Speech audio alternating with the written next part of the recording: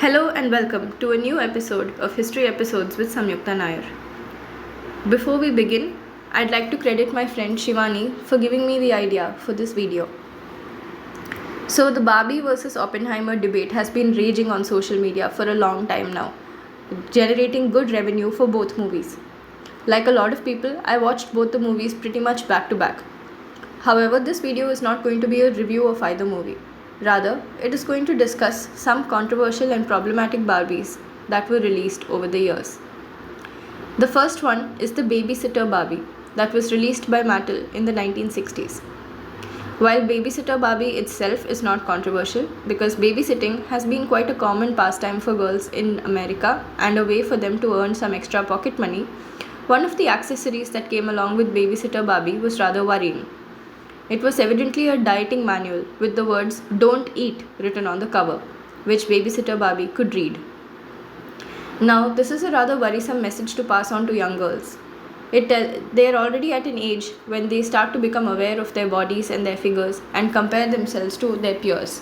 And so, providing a book with a doll that is so widely played with, saying "Don't eat," gives them the idea that they must get involved in diet culture and they must diet in an extreme way and reduce weight, and probably this could give rise to eating disorders, which is quite a harmful message to pass on to young girls. Next comes Slumber Party Barbie, which was released in 1965. Once again, there is nothing wrong with the idea of this Barbie, as attending slumber parties or sleepovers is quite a common American pastime. However, one of the accessories that came along with this Barbie was a pink weighing scale that was permanently set at 110 pounds, which is roughly 50 to 55 kilograms.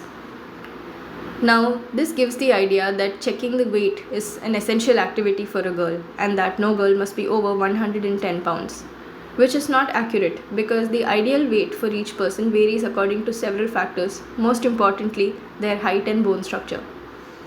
While 110 pounds may be a healthy weight for a person between 5'2" to 5'5", it is definitely underweight for somebody who is taller than that. And if we take the Barbie doll to scale, if she were human size, she would probably be around 5'8" or 5'9", which makes 110 pounds rather underweight. This seemed like a harmful message to pass on to girls through the accessories provided by the doll, and again seemed to promote eating disorders or an extreme obsession with one's body and weight. The next Barbie that was problematic was a more recent one called Totally Tattoo Barbie or Tokidoki Barbie. This Barbie came along with a lot of temporary tattoos that could be applied on various parts of her body, one of which was a tattoo with the name Ken written inside a red heart and a black border, which was meant to be applied on the lower back.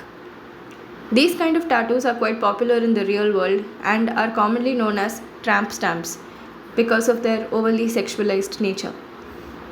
While getting a tattoo is a person's personal choice, a lot of parents raised the objection that this tattoo was too sexualized to be provided along with a Barbie doll that several young girls play with, and so this Barbie became controversial.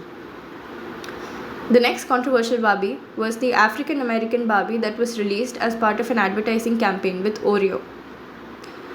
While on the surface this may seem innocuous, if you know that the word Oreo is actually used as a derogatory term for African American people, you suddenly realize that this wasn't a very good decision. Oreo basically means somebody who is dark on the outside but who feels white on the inside, and was a term used to mock and make fun of African American people. Therefore, I feel that if Mattel wanted to have an Oreo and Barbie collaboration, they could have chosen any other Barbie, but not an African American Barbie where suddenly the term Oreo seems like a racist slur. The next two dolls I'm going to discuss are not Barbie, but Barbie's friends and relatives, whom we also see in the Barbie movie. The first doll is Pregnant Midge, who comes with a capacity in her abdomen which can fit a small baby doll. While it seems quite radical that Mattel wanted to teach girls about how and where babies come from, I don't think a lot of parents thought that their children were ready to know this yet. And also, since a lot of children are in the habit of undressing and redressing their dolls, they were likely to see this abdominal capacity and see a little baby doll inside and probably find it slightly disturbing. Also, The appearance of this doll, Midge, is similar to that of a teenager, with many parents raising concerns that this doll promoted teenage pregnancies. Another doll was Barbie's younger sister, Skipper, which again is a fairly common and popular part of the Barbie franchise. However, this particular Skipper was called Growing Up Skipper. Now, Skipper is usually depicted as a young girl, less than about 11 years of age. However, this particular Skipper had a feature whereby if you pump one of her arms, her chest inflates. While again, this seems like a radical move on behalf of Mattel, wanting to show girls how their bodies work and how puberty affects their bodies, it was considered inappropriate by several parents. So Mattel later recalled this doll. Do you know of any other controversial Barbies that were later recalled for various reasons or were protested against by parents? If so, please do mention them in the comments.